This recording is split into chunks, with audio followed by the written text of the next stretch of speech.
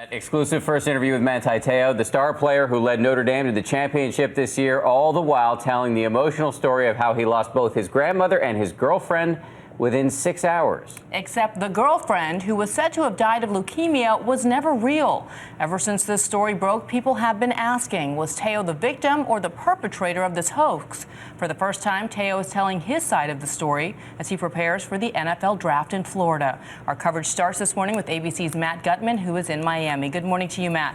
Hey, good morning, Dan and Bianna. Manti says it was a cruelly intricate hoax, that he was led to believe that he was in love with a woman who'd suffered the death of her father, this terrible car wreck that left her in a coma, and then was diagnosed with leukemia. All of this spanning parts of 4 years, hundreds of hours of phone conversations. It even involved accomplices. For the first time this morning, Manti setting the record straight. For the record, once again, were you in any way part of this? No, never. The star Notre Dame linebacker in hiding since the news of the so-called catfish hoax broke, confessing to our sister network ESPN's Jeremy Schaap. I even knew that it was crazy that I was with somebody that I didn't meet, let alone people find out that this girl who died, who I was so invested in, I didn't meet her as well. So I kind of, tailored my stories to have people think that, yeah, he met her before she passed away, so that people wouldn't think I was some crazy dude. She was Linebacker, whom he called the love of his life after announcing to the world she died of cancer on the same September day his grandmother passed away. According to Teo, she was the cruel alchemy of one man's imagination. Ultimately, several lanes on the information superhighway would lead to Renaya-Tuisasopo, as seen here in the photo obtained by Deadspin. Teo says he didn't suspect anything was wrong until he received that phone call on December 6th, a woman claiming to be Kekua nearly 3 months after her alleged death. He said, "It's Lene." And so we carried on that conversation, and I just got mad. And I just went on a rampage. Like, how could you do this to me? Like, I ended that conversation by saying simply this: you know what? My Lene died on September 12th. Now, ABC News did not reach Tuisasopo for comment, and we still don't know what motivated him to do this. Now, Manti says that he didn't fully believe that all of this was a lie until 3 days ago when Tuisasopo called him to apologize. Dan, Bianna.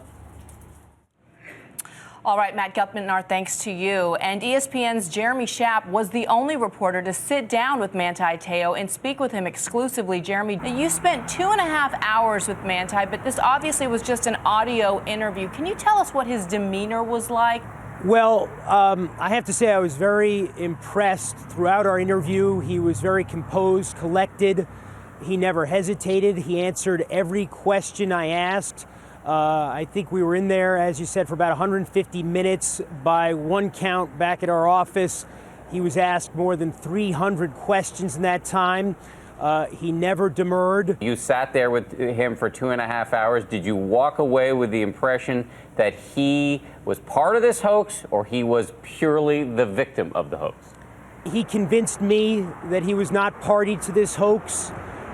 People will have to make their own judgments once they read a lot of the material from the interview that we're posting online and presenting on shows today on ESPN. But, there were certainly occasions on which he admitted to misleading reporters over the course of the last few months. He said that he had lied to his father about meeting Lene Kekua in person, and those were some of the discrepancies, some of the conflicts that people have pointed to over the last few days, and I think he went a long way toward explaining some of those discrepancies, but probably not to the satisfaction of everyone. And Jeremy, he may have explained some of the discrepancies, but you have to admit this is still such a bizarre story. What happens to him next? Will he be drafted by the NFL, or will teams shy away from him now? Well, there's no doubt that Manti is going to be drafted, and I think there's little doubt that he'll be drafted in the first half of the first round. Whether he will be a top 3 or 4 pick, as he was projected by some to be. I mean, I think if his story is out there and people believe his story, it will not affect his draft position. He will be a millionaire very soon. And even if some of those NFL executives don't believe it fully, he'll still be a millionaire very soon. Jeremy Schaap with the first exclusive interview with Manti Te'o at the center of such a big controversy this morning. Jeremy, a big thank you to you.